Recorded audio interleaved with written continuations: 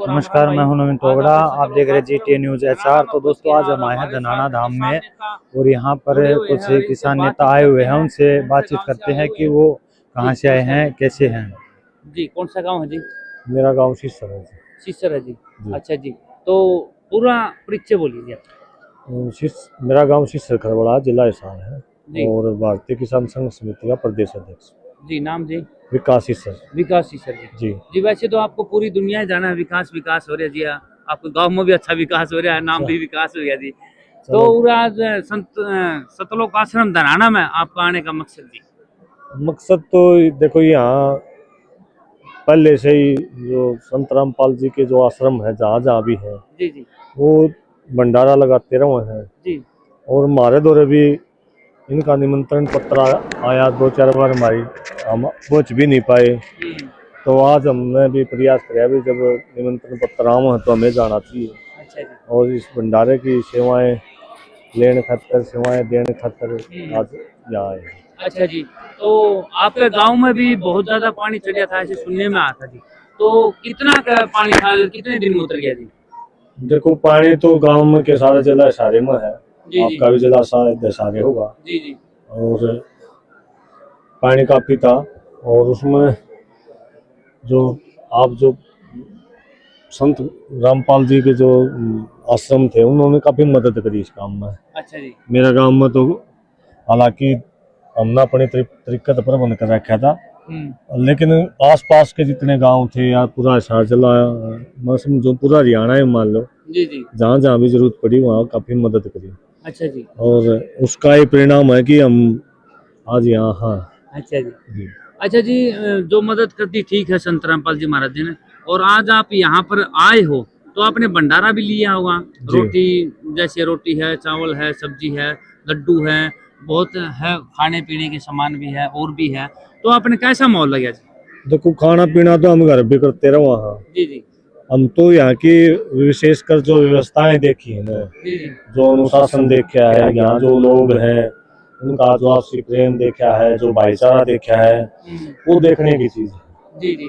और भंडारा तो कोई इसमें कोई सके नहीं होता, जिसका नाम है भंडारा हो उसमें कोई कमी हो सके, हो ही नहीं सकता। अच्छा जी। लेकिन वास्तव में जो बहुत सारे आश्रम हैं, जिस आश्रम खोल के बैठे हैं, लेकिन समाज का इस प्रकार मदद करना, जैसे पानी वाला मामला में हो या रसोई का सामान पहुँचावे हैं या गाँव में जिसके मकान नहीं, जिसके सिर पर छत नहीं, उसको छत देने का जो काम करे हैं, ये अद्भुत काम है अपना आप।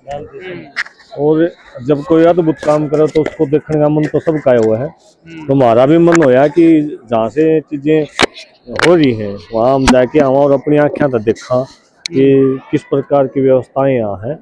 और मुझे ये बताते हुए काफी खुशी हो रही है कि बहुत अच्छा माहौल यहाँ है। अच्छा जी। तो यहाँ पहले भी गए हो किसी संत के डेरे में या कहीं भी? देखो, मेरा तो इतना आना जाना नहीं रहता, ज्यादातर मैं तो काम करके खाने आदमी हूँ जी जी, और कर्म पे विश्वास रखनिया। और वो तो चलो परमात्मा कहीं भी आना जाना बन जा थोड़ा बहुत, जैसे गुरुद्वारा में भी चले जावा, मस्जिद में चले जावा, डेरे में चले जावा, पर्टिकुलर की कोई किते ऐसा लगाव नहीं है कि भाई हम किते जानते हो आंदे हो। आज पहली बार इस भंडारा में शामिल हुए जी। पूरे हरियाणा में संत रामपाल जी महाराज ने धूम उठा रखी है, मतलब हर जगह संत रामपाल जी महाराज जी के नारे लग रहे, भगवान बोल रहे हैं। तो आपकी क्या राय है उसमें, भगवान है या फिर आप उनको संत मानते हो? ये तो एक अलग विषय है। जैसे आपने कहा था धूम उठा रखी है, या भगवान बोल रहे हैं या नहीं बोल रहे हैं, ये विषय होता नहीं। जब हम परमात्मा की, संतों की बात करा या आश्रमों की बात जहाँ हम करा, वहाँ नाम का कोई विषय नहीं होता। वहाँ भगवान बोल रहे ना बोल रहे उसका कोई विषय नहीं होता। वो तो समर्पण का भाव है, वो देखने की चीज है, उसमें बोलने की क्या चीज है। जब आप किसी को जीवन को आप बचा रहे हो, आपकी किसी के सिर को छत अगर दे रहे हो, उसके खाने दाने का प्रबंध अगर कर रहे हो, उसकी जमीन को बचा रहे हो, उसके खेत को बचा रहे हो, उसकी फसल को बचा रहे हो, उसमें फिर किंतु परंतु कड़े रहेगी। ठीक बात है जी। ये तो अलग अलग विषय है। तो ये तो चीजें वो कहा नेक की कर कुएं में डाल, ये उनके किसी के बोलने या छोटा नहीं देश को मिली है। और भी कोई सामाजिक संगठन है या कोई आश्रम चला रहा है, उसको भी प्रेरणा मिली है, समाज को भी प्रेरणा मिली है कि किस प्रकार से बिना सरकार की जरूरत भी अगर हम एक दूसरे की मदद करना शुरू कर दें तो सारी दुख तकलीफ तो आप पे नष्ट हो जाएंगे। अगर सरकार अगर एक घर भी बनवाना होना है, सरकार तो मन मान 50 साल नहीं आवे, लेकिन संत जी तो पूछ रहे हैं ना। और जो सारे आश्रम 5-5, 7-7 घर भी बनवाना लायक जाए या 5-5 किलियां पानी भी काटने लायक जाए, तो ना तो किसी की फसल मरे, ना कोई बिना छत का कोई परिवार बाहर सर्दी गर्मी मरा हुआ है। तो इससे तो सीखने की जरूरत है। एक उदाहरण पेश कर दिया, कोई करे ना करे ये एक अलग। अच्छा जी, ये संत रामपाल जी महतो नशा भी छुड़ाने ला रहे हैं नौजवान पीढ़ियों के लिए, आपका क्या कहना है? इसमें तो कोई किंतु परंतु की बातें नहीं। नशा तो सर्वनाश से कर दे आदमी का, जहाँ से मतलब आत्मा तक नष्ट हो जाए नशे की वजह से, तो शुरुआत यहाँ से होनी चाहिए। और नशा छुटवाए हैं या कहीं ना कहीं आश्रम में अच्छी चीज हुए हैं, जब वो चीज दूसरी चीज जब हुए हैं, जब यहाँ शुरुआत यहाँ से हुई। नहीं तो यार एक बात बताओ, 5,000 करोड़ रुपया का इन आश्रम ने ये जो अन्नपूर्णा मुहिम चला रखी है, ये जो लोगों में पाई बांटे मोटे बांटे, ये छोटी अमाउंट थोड़ी है, ये किसी देश की सरकार थोड़ी है।